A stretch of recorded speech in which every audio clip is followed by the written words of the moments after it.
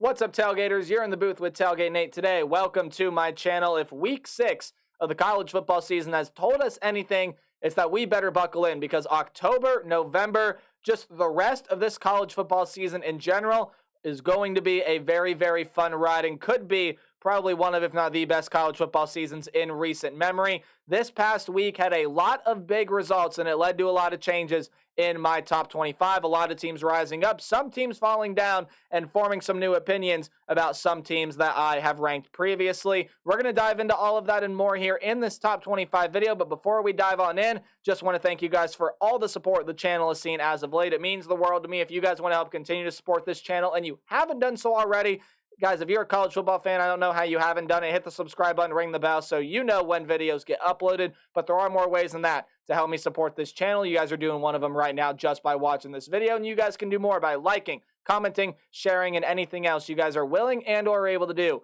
to help me support this channel again if you would like to. But enough about that. Let's go ahead and dive on in to my top 25 rankings. You guys know, though, before we dive on in to the top 25, we got to talk about some teams that just barely missed the cut, and there are a lot of them, and you'll notice there are quite a good mix of Power 5 and Group of 5 teams here. I'll talk about why that is in a second. First, we got to start off with the Power 5 teams. I thought Maryland looked really, really good in their performance against Ohio State. They're very, very close to cracking the top 25. We'll see how Maryland looks later on down the line. Wisconsin and Iowa got a pretty big game in the Big Ten West. Those two teams are facing off this week. The winner may very well find themselves in the top 25 poll next week. Do have a team here out of the SEC, and Texas A&M looked very good against Bama. I don't punish them for that at all. They're still an honorable mention. West Virginia, still giving them some thought here out of the Big 12 Conference. They are still an honorable mention. Clemson still here as an honorable mention out of the ACC. And can we talk about Miami for a minute? I mean, what are you doing? Why would you not need... I have never seen anything so stupid in my lifetime. And I don't even think that's harsh to say.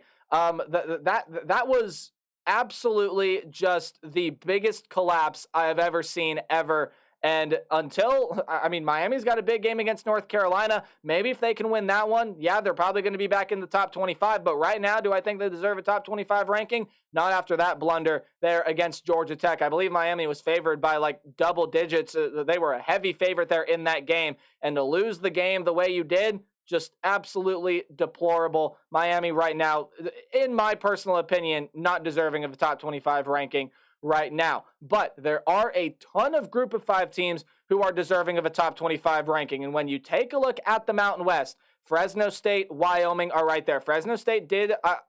I believe they were an honorable mention last week there as well. Wyoming did just go beat Fresno State. So Wyoming a little bit ahead of Fresno State in that conversation. Air Force may be ahead of both of them, though.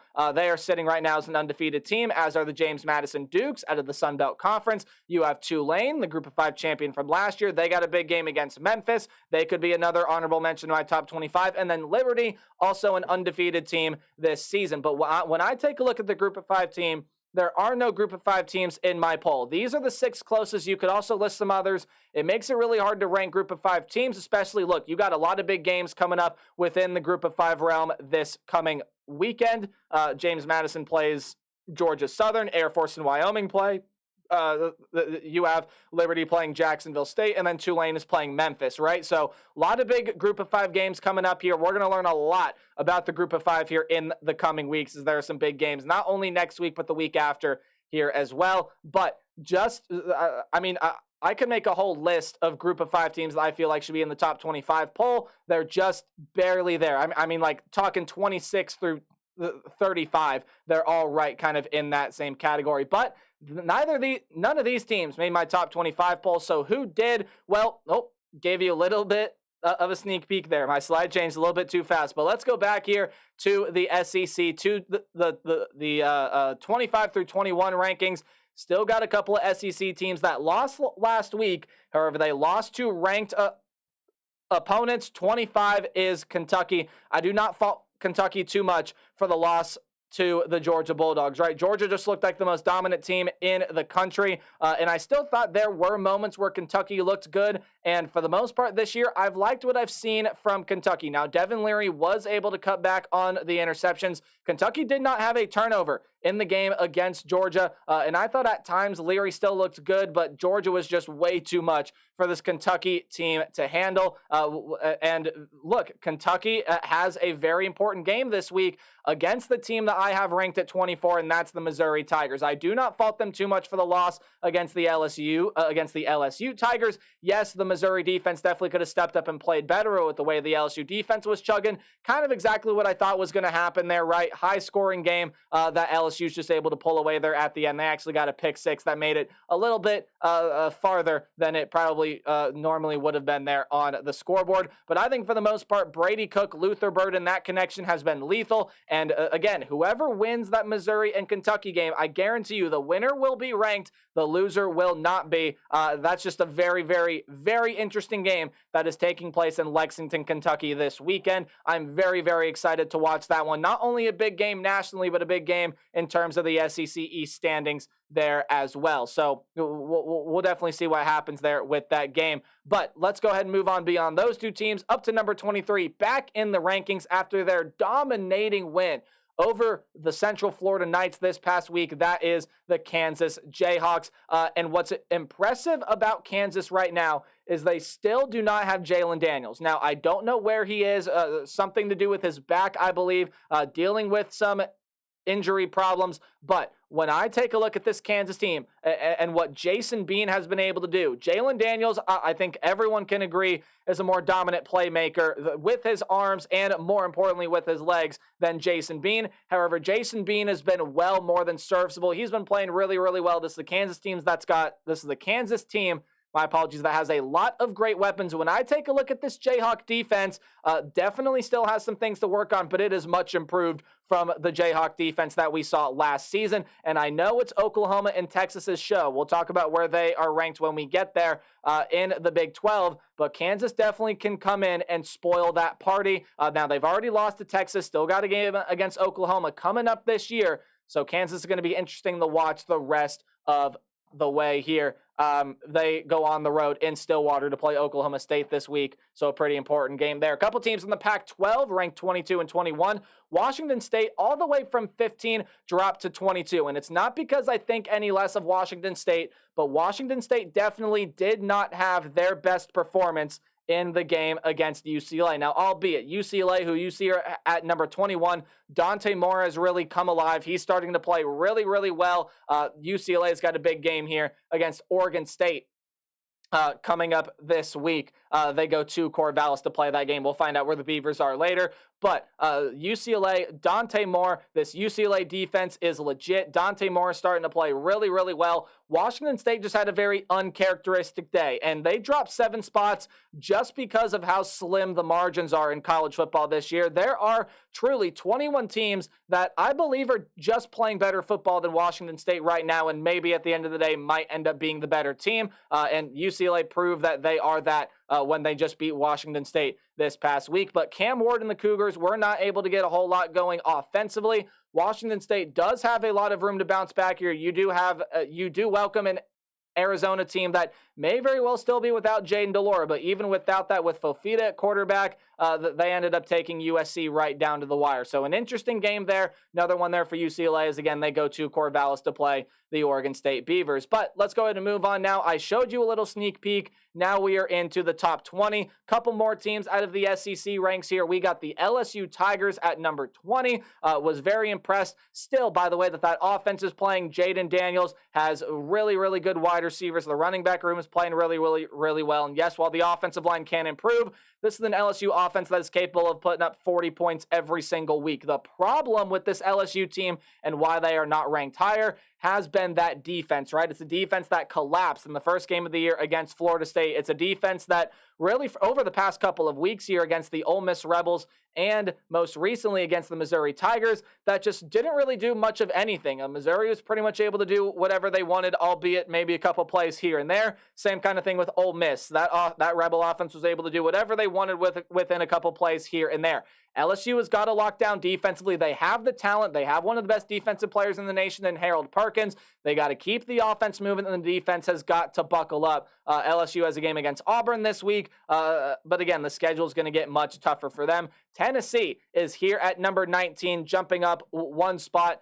Do not believe that Tennessee played last week. They are on bye. But when you take a look at some of their previous performances, that offense was starting to be questioned with Joe Milton at the helm. Is it as good as last year? And it's shown flashes of being really, really good. And it's a Tennessee defense that definitely still has some work to do. But this is a team that's going to get a very interesting test when Texas A&M goes on the road here to play the Tennessee Volunteers in Neyland Stadium. That is going to be a heck of a game to watch. I'm very, very excited for that one. But Tennessee, just by virtue of some other teams falling below them, they did jump up one spot here to number 19. 18 and 17 have stayed the same for me. The Utah Utes, I also believe, were on bye. Who knows if Cam Rising is going to end up playing here in this game. Cam Rising came out and said that the injury to what a lot of people just thought was his ACL was a little bit more severe than that. There were a couple other ligaments that he either partially tore or bruised or tweaked or something like that. So that's why it's been a longer recovery process.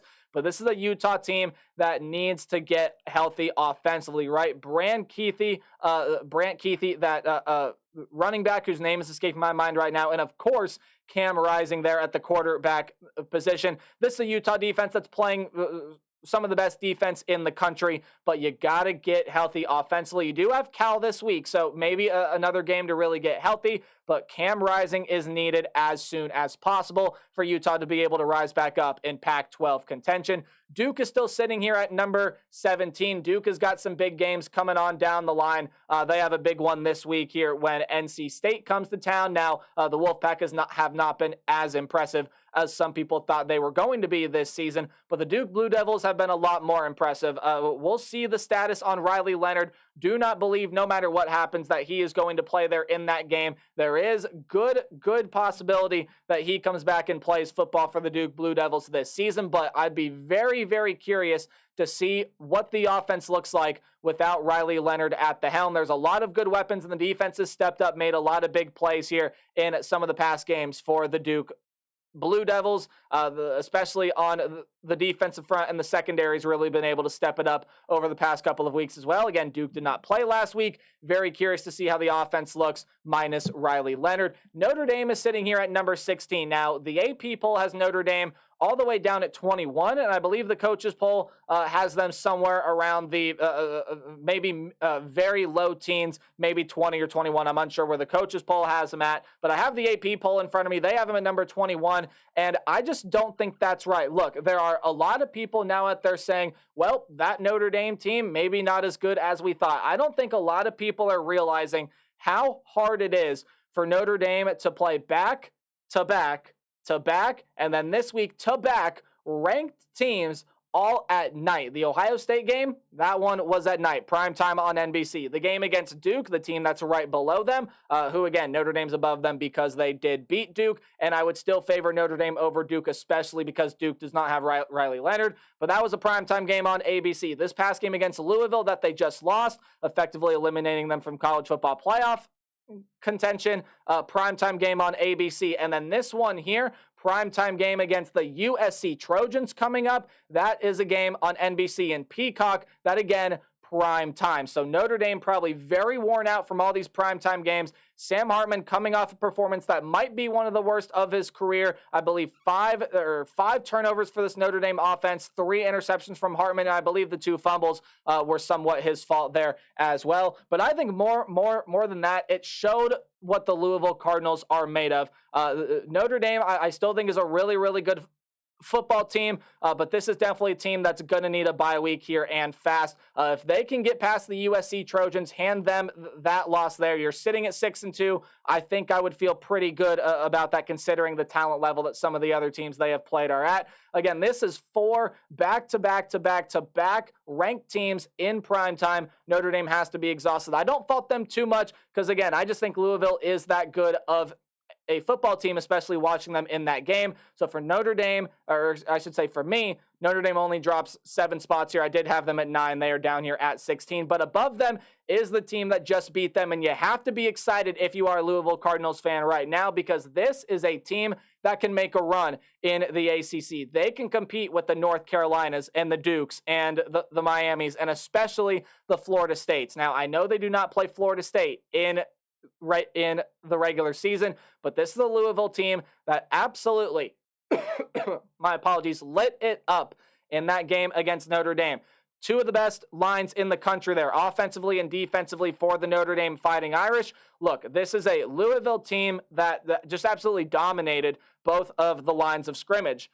Offensively, the offensive line was able to give good protection to Jack Plummer, and Jawar Jordan went off. And defensively, the pass rush that was so big for Louisville last year, the best pass rush in the country from a season ago, showed back up in this game. And they were able to get a lot of pressure on what might be the best offensive line in the country. Get excited if you are a Cardinals fan, because this team definitely has the potential to win 10 games and compete for an ACC title this year. Ahead of them, though, I do have the Oregon State Beavers. DJU was phenomenal in that game against Cal. Now, the Oregon State defense, not as phenomenal, but given what the Beavers' full body of work has looked like, this is still a very, very solid defense. Yes, they gave up 40 points to Cal this past week, but I was very impressed with the way that DJU was able to play. 5 touchdowns, I believe 270 yards, only like 5 to 7 incompletions, something like that. He played his absolute mind off, and I definitely credit Oregon State for that. Big game for them coming up this week again, as aforementioned, when you have to take on the UCLA Bruins in Corvallis. That should be a very, very fun one to watch. The Ole Miss Rebels are going to end up being right here at number 13 for me. They are going to be on bye this upcoming weekend. They were able to slip past the Arkansas Razorbacks after that, again, very, very emotional win against the LSU Tigers. Now, they are losing the tiebreaker to Alabama currently, as the Alabama Crimson Tide sit on top of the SEC West. So you're going to need Alabama to lose a couple of games here if you want to get into the SEC championship. But when I take a look at this Ole Miss team, Jackson Dart has been playing really well, but Quinshon Judkins especially is starting to find his rhythm and is starting to find his gallop from being one of the best running backs last year. And this is an Ole Miss defense that, again, year after year continues to take strides on the defensive end, and we saw some really huge defensive plays being made in that game against the Arkansas Razorbacks. And again, we've seen Ole Miss in close game scenarios, they are able to pull it out here. At least that's what they've done over the past couple of weeks. So Ole Miss, give them a lot of credit. I've jumped them up here to number 13. The North Carolina Tar Heels, for me, though, are jumping up here to number 12. Now, quick water break. Remember to stay hydrated, kids. But kids and adults, whoever's listening out there, stay hydrated. But when I take a look at this North Carolina team, Drake May, say what you want about the first couple of games this year. This past game against Syracuse, he lit it up. Over 440 yards passing, I believe 3 touchdowns. He was absolutely playing with his hair on fire. He has I guess not brand new weapon, but a new weapon to the field, as Devontae Walker finally became eligible by the NCAA. The NCAA finally righted a wrong, although they're still in the wrong. That whole situation is very convoluted and confusing. If you haven't read on it, Josh Pate's done some very nice stuff on it. Basically, it's the NCAA screwing over student athletes, which is, again, what they are known to do. But when you take a look at this North Carolina team, Drake May is really starting to play with his hair on fire. The run game has proven that it can be there as well, so it's not a one-dimensional offense. And the Tar Heel defense that's been criticized in the past has really stepped it up this year. Very, very close call for me, though, to whether I put them at 11 or 12 when I compare them to the USC Trojans, who just keep sliding down my top 25 rankings. Caleb Williams did not have his best game. However, still, in my opinion, is the best quarterback in the nation, and we know the offensive weapons that he has. But the defense really struggled against the Arizona Wildcats, and they didn't even have their starting quarterback. Who knows? If Jaden Delora would have played, maybe Arizona could have won that game. But it was Fofita at the quarterback position. He was able to do a lot of damage. This is a USC defense that, quite simply, I don't know how many times we have to talk about it here, But if it continues to perform the way that it is, USC is definitely going to lose at very least 2 games, especially with how backloaded their schedule is. It starts with a game in South Bend, the rivalry against the Notre Dame Fighting Irish. This is the Trojan defense that has to step up, has to start playing better if they're going to want to be a true contender, not only in the Pac-12, but for the college football playoff. Let's go ahead and dive on in here to my top 10 teams. Alabama back inside the top 10. Jalen Milroe really starting to figure out this whole quarterback thing. He was over 300 yards in this past game against Texas A&M, and overall just looked, well, really, really good. And when you take a look at Alabama, they get to welcome the struggling Arkansas Razorbacks to Bryant-Denny Stadium. So that, in my opinion, probably should be a pretty solid win for the Alabama Crimson Tide, because not only is Jalen Milroe figuring things out, that defense is playing really, really well. It came up with a couple of huge plays, couple of huge stops, couple of momentum-turning plays in the game there against Texas A&M. So this is an Alabama team that's really starting to round into form after their early season struggles. However, they are at 10 because the team above them did beat them. That's the Texas Longhorns. Now, I do not fault Texas that much for the way that they played in the game against Oklahoma, who, again, we see here right above them at number 8, and I'm going to talk about why I have them there in a little bit. But when I take a look at this Texas team, it really is just the matter of margins are very, very slim this year. That is why Texas dropped 6 spots all the way from 3 to 9. It's not because I think any less of Texas. In fact, I think more of Texas. I think Quinn Ewers and all the weapons that he has are still looking really, really good. This is the Texas defense that did step up and made some really good plays against the Oklahoma Sooners. But when you take a look at everything, and I mean everything from top to bottom, the way that this Texas team has played, I mean, Oklahoma definitely did just outplay them. That's why Oklahoma is above them here at number 8. I don't think any less of Texas. Still think Quinn Ewers really good quarterback. That's a defense that's come a long way. But Oklahoma did beat them. Dylan Gabriel, Nick Anderson. I mean, you just want to talk about the drama that Red River possesses. I mean, you got pretty much everything there in that pass game that you can possibly see in a Red River game. Was not the cleanest game at times, but Oklahoma with, I believe, anywhere from 12 to 15 seconds left, the Nick Anderson go-ahead touchdown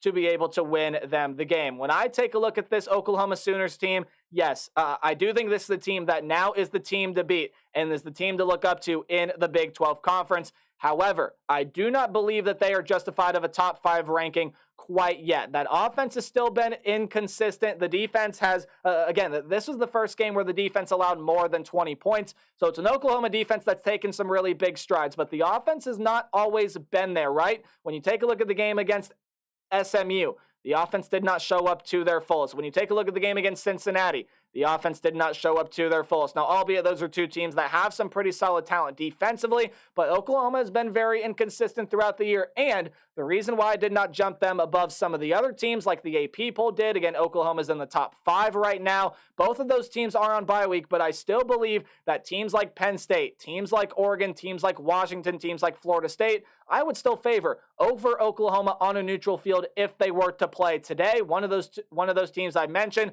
are the Oregon Ducks. Now, Oregon has not bled as much as some of the other contenders this year. I've talked about this in videos past. Still really like the way that the Oregon Ducks are playing week in and week out. And I mean, just an absolutely huge contest this week. It is the game of the week. Could be one of the games of the year. Oregon, Washington in Seattle. Probably to lock down a spot here. More likely than not. I shouldn't necessarily say more likely than not, knowing the Pac-12 and knowing how that round table is going to go this year. But the winner definitely has a very good shot to get to Las Vegas for the Pac-12 championship game. I love the way that Oregon and Bo Nix have been playing. The defense has stepped up really well, especially on the defensive line. Oregon, Washington. I mean, that is just going to be a absolutely phenomenal game to watch. Can't wait to watch that one there this upcoming weekend. The Penn State Nittany Lions, though, ahead of the Oregon Ducks. Believe Penn State was on bye this week after they struggled with Northwestern a couple of weeks ago. I believe this past week they did not play. You have an easy pushover game here against the UMass Minutemen this week before you go on the road and play in Columbus against the Ohio State Buckeyes. That's also going to be just an absolutely phenomenal game to watch. But I love the way Drew Aller is playing. Again, we started to see Penn Penn State bleed in that game against Northwestern, but this defense is loaded with talent. The offense is loaded with talent. And again, if the margins weren't so razor thin this year and maybe there wasn't a team that had impressed me as much, Penn State would definitely be a top 5 team. They're a bona fide top 8 team, really no matter any way you slice it here. I definitely think you can make a case for Oklahoma and Oregon to be above them, but I do like Penn State at number 6. And when we dive on into my top 5 here, a lot of teams jumping up one spot because of the Texas loss. Washington is sitting right here at number 5. Just talked about that big matchup here against the Oregon Ducks in Seattle for bragging rights in the Pac-12. Now, when I take a look at the Washington Huskies, when you take a look at their past game, I believe it was against the Arizona Wildcats, really did struggle there with, again, that backup quarterback. So maybe, again, now I also do think it's Arizona being a lot better than most people think. But Washington and Michael Penix, I think, are going to need to find their stride again offensively. They've done it for most of this year. I don't know why it would be any bigger of a problem here in the game against the Oregon Ducks this upcoming weekend. But, I mean, looking top to bottom at this Washington team, very, very good offensive team. The defense has stepped up and made some plays when it needs to. And we're going to find out a lot about Washington and Oregon this coming week when those two teams meet up in Seattle. Florida State is up here at number 4. They were out to a 22-0 lead against Virginia Tech. I believe the Hokies battled back and made it 22-17 before Florida State ended up pulling away, won like 39-17 or something like that. But for the most part, I've been very impressed with Florida State. Yes, the game against Clemson was not that pretty. However, that is still a pretty big win for that team. The game against LSU, I still think by far the best game that they have played this season. Again, they at times really did struggle with Virginia Tech. They at times struggled with Boston College. So Florida State definitely still has a lot of kinks to weigh out, but they still have one of the better wins this season. One of the more impressive wins when you take a look at what they did against LSU. Now, with where LSU is in the rankings, maybe not as impressive as it once was, but I've still been impressed with the experience and the talent this Florida State team has. They are, for me, at number 4. The Ohio State Buckeyes are at number 3, and it took them a little bit of time to be able to get past the Maryland Terrapins. Maryland a lot better than a lot of people think, but looking at this Ohio State team from top to bottom, I think that defense is playing really, really well. The secondary is really starting to come into form. Ohio State defensively, I believe, is the only team in the nation that has not allowed a play of more than 40 yards from opposing offenses. They're the only team in the nation, I believe, that can say that. Kyle McCord's really coming along. We know the skill position players they have, but the one flaw that Ohio State has right now is the offensive line. There were so many times where guards were just missing assignments in run protection, in pass protection, and really any sense of just being an offensive lineman. This team has some problems there, and it's going to pay, or I should say, and trying to think of how, I think you guys know what I mean, but it is definitely going to be very, very hard if that offensive line cannot group together when you go play teams like Penn State and Michigan that have very formidable talent on the defensive lines. And speaking of Michigan, they are right here at number 2. They were my number 1 team last week, but Georgia, I mean, with that dominating performance, Georgia's storyline, not exactly like last year. Georgia may still not be as good of a team as they have been in the past couple of years, but it is Georgia and Michigan right now that are head and shoulders above the rest. I believe these are the 2 most complete teams in college football. Now, we have seen them bleed, both of them, and we have seen both of them struggle at times, maybe Georgia more so than the Michigan Wolverines. So you could still make the case on why Michigan is number 1. But when I take a look at both of these 2 teams here, I see the best 2 teams in college football. The Michigan Wolverines are really starting to round together some complete performances. Now, they, again, may not be tested until that game. They may not be tested until November when you have that late 3-game stretch against Penn State on the road at Maryland, and then Ohio State coming there, or Ohio State coming to the Big House at home. So we'll see Michigan get tested eventually, but they still look like one of the nation's most complete teams, and Georgia started to round back into dominant form here. Yes, they may not have some of the elite talent that they have had in years past, but Georgia's still a very, very good football team, and right now they have reclaimed my number 1 spot to be the top team in college football this season. Guys, that's going to wrap it up here for my top 25 video. Let me know your top 25 in the comment section down below. A huge Week 7 slate coming up. preview prediction videos will start tomorrow. Remember to play hard but tailgate harder, and I'll see all you guys in the next video. Goodbye.